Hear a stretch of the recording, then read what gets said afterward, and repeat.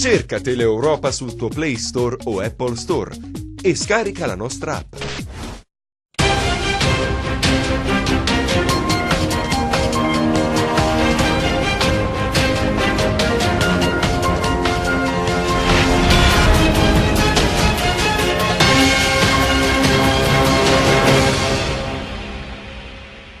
Buonasera, nuova edizione del nostro TG, iniziamo dai titoli.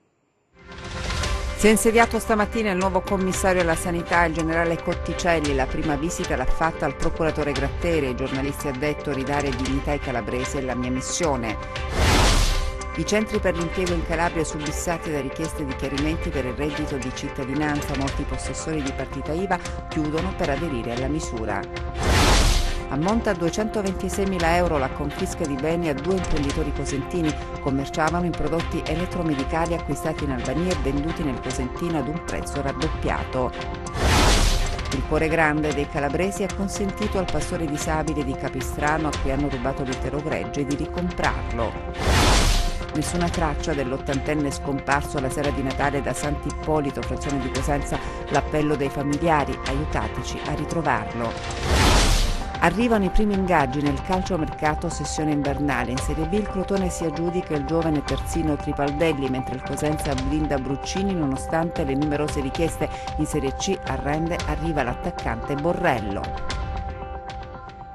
Ancora buonasera dalla redazione del TG10. Dunque in apertura la sanità con l'insediamento oggi a Catanzaro del generale Cotticelli. Primo atto, l'incontro con il procuratore Gratteri. Il generale ai nostri microfoni ha detto: la mia missione è ridare dignità ai calabresi. Poi Cotticelli ha incontrato nella sede della cittadella regionale i vertici della regione. Nei prossimi giorni incontrerà il governatore Oliverio. I nostri servizi, vediamo. Eccolo il generale Cotticelli nel suo primo giorno in Calabria da commissario per il piano di rientro. Incontra i giornalisti e chiarisce subito qual è la sua mission. Io sono figlio del popolo. Al popolo bisogna dare la salute e la dignità. Se non c'è salute, il diritto alla cura, non c'è dignità. Parole pesate quelle del generale del giorno dell'esordio in terra calabra. Ho lavorato in Sicilia, in tutta Italia tranne che in Calabria. Impatto gentile, risposte precise, mai una frase fuori posto. Il generale è cauto anche quando gli viene chiesto del lavoro svolto dal suo predecessore. Ripete più volte di essere un carabiniere e come tale assolutamente ossequioso della legge. Ho fatto il carabiniere per 47 anni nella mia vita, ho girato tutta l'Italia, sono stato all'estero, in zona di guerra, voglio dire, la sfida, ma la cosa bella, sa qual è? È l'idealità che c'è sotto questo incarico, cioè dare diritti alla gente. Prima di prendere possesso del suo nuovo ufficio ha fatto visita in procura. Sono già stato al dottor Gratteri. Misurato e attento, il generale nel primo impatto con la Calabria, anche se qualcosa di sibillino, la mette in circuito. Spesso dove c'è inefficienza c'è illegalità. Però non lo posso ancora affermare perché non conosco le carte. Si apre una nuova fase nei rapporti tra la struttura commissariale per l'attuazione del piano di rientro e la Regione. Le premesse ci sono. Il neocommissario Cotticelli si definisce un uomo del dialogo, un dialogo che inizia nel giorno del suo insediamento nella sede della cittadella regionale. Insieme al subcommissario Schell ha incontrato ufficialmente il delegato alla sanità Pacenza, il capo di gabinetto Pignanelli e il dirigente generale del Dipartimento Tutela della Salute Belcastro. Un incontro ufficiale presieduto dall'assessore anziano Rossi, giudicato positivamente dai vertici della regione. Abbiamo concordato nelle prossime ore un incontro su richiesta del commissario col presidente Oliverio.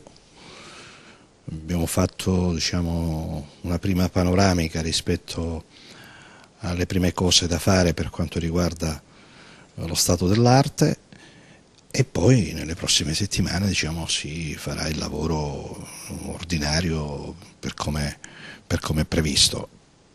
È da sottolineare che il commissario e anche lo stesso subcommissario, che era già venuto qualche settimana fa qui alla cittadella, ha avuto questa sensibilità istituzionale come primo approccio di chiedere un incontro con i vertici della Regione. Dopo i rapporti burrascosi con l'ex commissario Scura, dunque, l'apertura mostrata dal generale Cotticelli potrebbe significare un cambio di passo nei rapporti tra la Regione e la struttura commissariale? Noi ce lo auguriamo. C'è dunque la volontà di collaborare sui 22 punti della delibera ministeriale. L'obiettivo, dare alla Calabria un sistema sanitario migliore. Stamattina il generale Cotticelli ha in premessa manifestato tutta la disponibilità ad una collaborazione istituzionale, che non significa una confusione di ruoli, sapendo anche che la Regione, per come ha espresso già il Presidente Oliverio nelle scorse settimane, mantiene una criticità rispetto all'istituto commissariale. Altra cosa sono i soggetti chiamati a dirigere la struttura commissariale. Se da parte di chi dirige la struttura commissariale c'è una disponibilità di relazioni istituzionali corrette, che ognuno sta nel suo ambito, avendo una capacità a fare sintesi rispetto agli obiettivi, la Regione è assai disponibile, assai interessata a un percorso del genere. Poi si tratta di vedere nel merito le iniziative e le scelte che si faranno. Parliamo adesso del reddito di cittadinanza, perché ogni mattina nei centri per l'impiego calabresi decine di persone chiedono notizie e informazioni sulla misura. E pensate, c'è anche chi chiude la propria partita IVA per aderire proprio al reddito di cittadinanza. Sentiamo Gianluca Pasqua. Giovedì potrebbe essere il gran giorno per il reddito di cittadinanza. L'approvazione in Consiglio dei Ministri potrebbe slittare al massimo la prossima settimana. Non sono mancati e non mancheranno gli aggiustamenti dell'ultima ora per una misura molto attesa che interesserà, secondo le stime, 1,7 milioni di famiglie. L'RDC partirà ad aprile, ma sono tanti ogni mattina a presentarsi presso i centri per l'impiego e le sedi INPS per chiedere informazioni o regolarizzare la propria posizione in vista di una richiesta di adesione. I centri per l'impiego saranno fondamentali in una seconda fase. Prima bisognerà presentare la domanda presso gli uffici postali o determinati CAF, il requisito più importante, e avere una situazione ISEE inferiore a 9.360 euro annui. Altri parametri riguardano il valore delle proprietà immobiliari, il patrimonio mobiliare e la residenza in Italia da meno 10 anni. La card sarà ricaricata ogni mese e il soggetto registrato sulla piattaforma delle politiche del lavoro entrerà nel circuito di formazione e ricerca dell'occupazione. Il reinserimento è appunto di competenza dei centri per l'impiego e le agenzie per il lavoro. La bozza prevede che il beneficiario riceva fino a 3 offerte di impiego, nei primi 18 mesi nel raggio di 250 km dalla residenza, poi anche dal resto del territorio italiano. Mi aspetto un miglioramento almeno per la cittadinanza, per noi cittadini, e una piccola punta di reddito, almeno per chi è un po' svantaggiato, avere un piccolo futuro migliore. Lavoro stagionale d'estate, mi arrangio come posso. Mi devo prendere informazioni sul reddito di cittadinanza e vedere come sono tutte le normative, se ci rientro oppure no. Io sono disponibile a spostarmi purché abbia un lavoro e una piccola sistemazione anche, per cui vivere, per poter vivere. Il tessuto economico imprenditoriale calabrese sarà in grado di favorire il funzionamento di questo sistema? Questo è il dubbio che trapela in questi giorni che precedono l'approvazione della misura. Le aziende che operano sul nostro territorio hanno esigenze particolari e cercano figure già formate e specializzate. Un altro dato preoccupante è che in tanti stanno chiudendo le partite IVA perché aspirano ad entrare nel bacino del reddito di cittadinanza o, pur avendo un impiego part-time, sono intenzionati ad aderire per integrare redditi già percepiti, segnali che fotografano una situazione di sofferenza. Mi sembra una cosa molto positiva per l'Italia e per i giovani e per tutte quelle persone che per sfortuna si trovano senza lavoro. Credo che bisognerebbe gestire un po' meglio alcune cose, però come punto di partenza credo che vada bene. Per assurdo, se le avessero offerto un lavoro a 250 km di distanza, avrebbe accettato? Bisognerebbe vedere pure il ramo e cosa vuole fare una persona. Magari io nel mio ramo avrei accettato, perché no? La cronaca, fatture gonfiate sequestrate alla Guardia di Finanza di Paola, 226.000 euro a 2 imprenditori che sono stati denunciati. Il sistema consolidato fatture gonfiate, business internazionale scoperto dai finanzieri della compagnia di Paola, che hanno eseguito un sequestro preventivo per 226.000 euro emesso dal giudice per le indagini preliminari di Paola, Rosa Maria Messiti, su richiesta del procuratore Pierpaolo Bruni e del pubblico ministero Maurizio De Franchis nei confronti di 2 imprenditori del Cosentino. Il sequestro ha riguardato i saldi di 3 conti correnti. In pratica gli imprenditori appartenenti allo stesso nucleo familiare e titolari di 3 società operanti nel settore della commercializzazione di prodotti medicali, una sede in Albania, Tirana, quest'ultima acquistava emettendo fatture gonfiate, in particolare beni da fornitori cinesi e pakistani, che poi rivendeva alle 2 società italiane, ma ad un prezzo pressoché raddoppiato e senza la merce lavorata, ricavandone un illecito vantaggio fiscale pari, secondo gli inquirenti, a oltre 800.000 euro. I 2 imprenditori dovranno rispondere di emissione ed utilizzo di fatture per operazioni inesistenti. La storia del pastore disabile di Capistrano nel Vibonese derubato del suo greggio ha mobilitato le coscienze dei calabresi nel mondo. Dall'Australia sono arrivati 2.000 euro che consentiranno al pastore di riavviare l'attività. Si chiama abigeato, un tipo di furto evidentemente così frequente da avere un proprio nome che lo contraddistingue. È il furto di bestiame ed è un reato tipico in un territorio a forte vocazione agricolo-pastorale. Ma questa volta si è andati ben oltre, perché il reato ha colpito una persona che piuttosto doveva essere tutelata. Il gregge, infatti, è stato sottratto ad un pastore di 53 anni di Capistrano nelle campagne del piccolo centro, in località Adriale Netto. Vincenzo Ceniti è un disabile che concentrava tutta la sua vita in quel gregge, in quelle 15 caprette che nottetempo gli sono state portate via. Sin da piccolo aveva affiancato il padre in questo lavoro e dalla sua morte questo piccolo allevamento caprino non era solo la sua unica fonte di sostentamento, ma tutta la sua vita. La scoperta del furto lo ha molto colpito. A questo punto che cosa hai fatto? Cosa hai pensato? Ho pensato in questo tempo, mi a girare come un pazzo e mi a piangere. Senti, adesso tanta gente ti vuole aiutare. Tanti. Quando tutto il mio paese, intendo come tutti quando mi aiutati. La risposta della gente è stata immediata e generosa. Per lui si è mobilitato un intero paese e quando il sindaco Marco Martino, facendosi portavoce dello sconcerto e della rabbia dei suoi concittadini, ha avviato una pubblica colletta in favore di Vincenzo, la partecipazione è stata tale da coinvolgere anche una gran parte di calabresi residenti a Melbourne, dove è molto attivo il Capistrano Social Club, che raccoglie i tanti emigrati in Australia dal piccolo paese delle preserve vibonesi. E adesso i nostri 100 secondi di cronaca.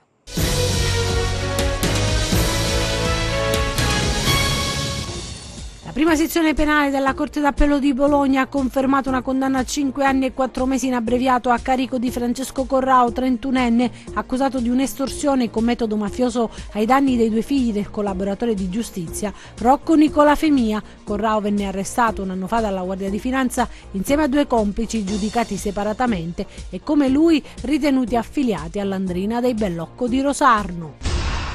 3 uomini sono stati arrestati dagli agenti del commissariato di Lamezia Terme insieme al personale della mobile di Reggio Calabria perché ritenuti responsabili di furti e tentati furti di auto, un 51enne residente a Lamezia e 2 29enni di Reggio Calabria. L'indagine ha avuto origine da una rapina compiuta a Lamezia nel 2018 ai danni di un 80enne quando 2 giovani a bordo di un'auto scipparono l'anziana. Il GIP ha emesso l'ordinanza di custodia cautelare in carcere.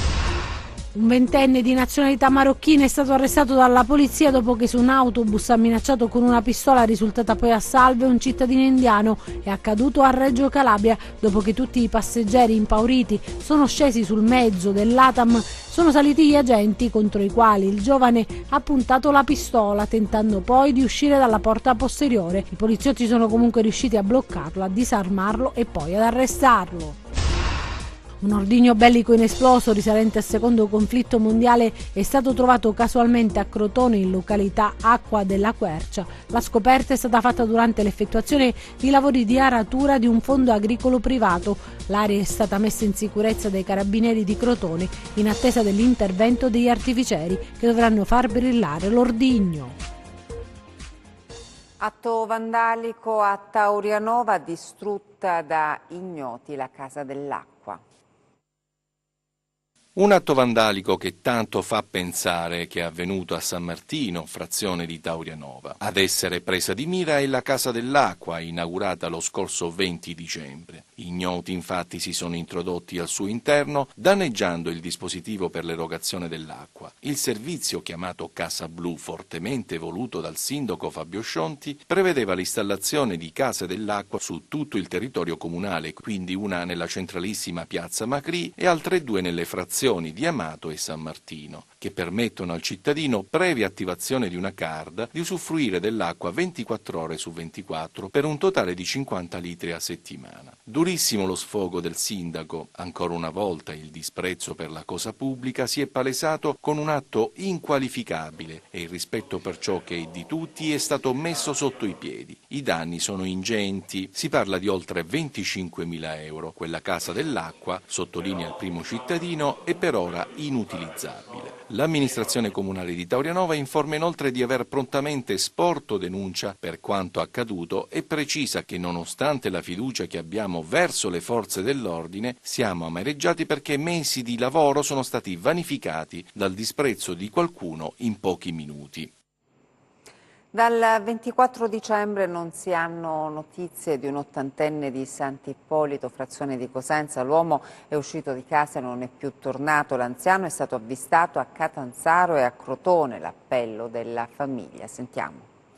In questa abitazione di Sant'Ippolito si vivono ore d'angoscia davanti al camino acceso. Mirella, Ercole e Ippolito sono preoccupati, i figli di Giuseppe Arabia, 80 anni, scomparso dalla vigilia di Natale. In casa ci sono anche nipoti in ansia per il nonno, una famiglia normale, provata per la sorte del loro congiunto. L'uomo, ci hanno raccontato, come ogni mattina il 24 dicembre è uscito di casa per prendere il pullman e andare a Cosenza. Da Sant'Ippolito sono davvero pochi chilometri. L'ottantenne, di solito per l'ora di pranzo, intorno all'1 tornava. Quel giorno non è stato così e per la famiglia è cominciato un vero e proprio incubo. Giuseppe è una persona tranquilla, così ce lo descrivono. Con sé ha i documenti ma non il telefono cellulare. Il giorno dopo Capodanno, il 2 gennaio, è stato avvistato, come testimonia il filmato della Polfer, nella stazione di Catanzaro Lido. Lì è salito su un treno diretto a Crotone. Arrivato nella città di Pitagora avrebbe chiesto di dormire in stazione. Molti dunque gli avvistamenti, le tracce, ma quando si arriva sul posto lui non c'è già più. Parecchie segnalazioni entro Cosenza, al di fuori di Cosenza, però nessuno utile, come si dice, nessuno concreto. Qualcuno lo vedesse, avvisasse i carabinieri, lo trattenesse senza, perché è una persona docile, non va male a nessuno, è una persona che sta buona. Quindi ha 80 anni, è sperduto, secondo me è sperduto, ha perso la memoria, non lo so. Al momento della scomparsa Giuseppe indossava un cappello di lana grigio scuro, pantaloni di lana neri e scarpe da ginnastica bianche, giubbotto verde chiaro. Del caso si è occupato anche la popolare trasmissione di Rai 3 Chi l'ha visto. Speriamo che Giuseppe possa tornare presto tra i suoi affetti e che questa storia possa chiudersi con un lieto fine. Adesso lo sport, arrivano i primi ingaggi nel calciomercato, sessione invernale. In Serie B il Crotone si aggiudica il giovane terzino Tripaldelli, mentre il Cosenza blinda Bruccini nonostante le numerose richieste da molti club. Sentiamo. Cessioni ed acquisti, signori e signori, ecco a voi il calciomercato. In B il Crotone, dopo le ultime delusioni, pensa ad una rivoluzione, come annunciato dal presidente Vrenna nell'ultima sfida di campionato prima della sosta.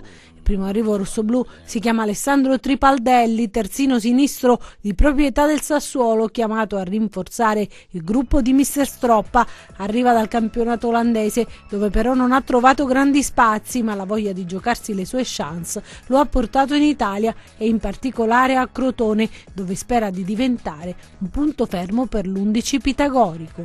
Beppe Orsino sta valutando con attenzione gli elementi da inserire in organico. Piace l'attaccante Tumminello, cresciuto nelle giovanili della Roma, già conosciuto nell'ambiente per i suoi trascorsi in Calabria, ma le priorità al momento sono in uscita. Fra i partenti quasi certamente c'è Adrian Stojan, che non sente evidentemente più l'affetto dei tifosi crotonesi e cerca nuovi stimoli, magari con la Salernitana. A Cosenza il DS Trinchera è stato chiaro: Bruccini resta con i lupi, blinda il centrocampista e, intervenendo nella trasmissione in onda sulla nostra emittente Replay, parla anche di alcune riconferme. Cosenza si sta concentrando soprattutto sulle uscite, su quei giocatori che hanno avuto poco spazio e che hanno oggi necessità di andare a fare minutaggio altrove. Purtroppo fare le uscite non è semplice, visto che in pochi ci riescono, però ecco, noi siamo sulla buona strada, tenendo conto che abbiamo già effettuato l'operazione di Gazzotti al Monza e che in queste ultime ore probabilmente definiremo probabilmente di Governa al Pisa, sì, che rientra dal prestito, e lo stesso di Righello, come abbiamo ribadito più volte, al Francavilla per fare minutaggio anche lui. Ci sono dei giocatori come lo stesso Bruccini, non solo Dermaculo, non solo Idda per esempio in scadenza, e questi ragazzi stanno confermando il loro potenziale, quindi sono anche sotto attenzionati da altre squadre, per cui è chiaro che da parte nostra c'è l'interesse di trattenerli e probabilmente gli verrà rinnovato il contratto. Non dovremmo stravolgere l'organico, non faremo tanti inserimenti in entrata, in uscita sì, perché come ho detto prima la rosa è stata allestita abbastanza numerosa proprio perché inizialmente si pensava di affrontare un campionato a 22 squadre, quindi immaginate che non erano più 36 partite ma erano se non sbaglio 42, quindi la cosa era ancora più difficile. Però ecco, nessuna squadra di B, forse se non un'operazione in entrata, nessuna squadra insomma ha fatto delle operazioni in entrata, quindi bisogna anche andare cauti e capire che tipo di mercato in entrata bisogna fare. Ma anche il rival Crati, il diktat è prima partenza e poi arrivi. Bisogna sfoltire la rosa e dopo gli addii di Tiritiello, Verna e Bearzotti potrebbe andar via anche Di Piazza sulla strada di Catania. Sono ore concitate e l'evoluzione del mercato cambia inaspettatamente. Vedremo cosa accadrà. Il Rende Calcio ingaggia con la formula del prestito l'attaccante classe 99 Giuseppe Borello, il giocatore di proprietà del Crotone. Nella prima parte della stagione ha vestito la maglia del Cuneo, formazione che milita nel girone A del campionato di Lega Pro, dove ha totalizzato 15 presenze segnando 2 reti. Borello è cresciuto nella formazione primavera del Crotone, con una parentesi di 6 mesi nella primavera del Torino la scorsa stagione. Sono molto contento di vestire la maglia del Rende, le prime parole dell'attaccante, e farò di tutto per dare il mio contributo ripagando la fiducia concessami. Borello sarà a disposizione del tecnico Modesto alla ripresa degli allenamenti. E adesso le previsioni del tempo.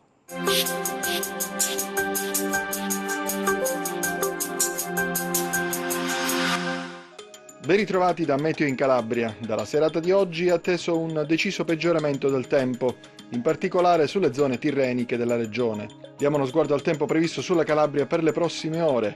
Domani maltempo diffuso in particolare sulla fascia tirrenica ed interna, con rovesci sparsi, nevicate sui monti a quote intorno ai 1200-1400 metri. Analizziamo lo stato di mari e venti. Domani Tirreno agitato, Ionio molto mosso, eccetto il Golfo di Corigliano che risulterà poco mosso. Prima di salutarci vi ricordo il nostro sito web www.meteoincalabria.it e la nostra pagina Facebook Meteo in Calabria. Ed è tutto, grazie per l'attenzione e buona serata.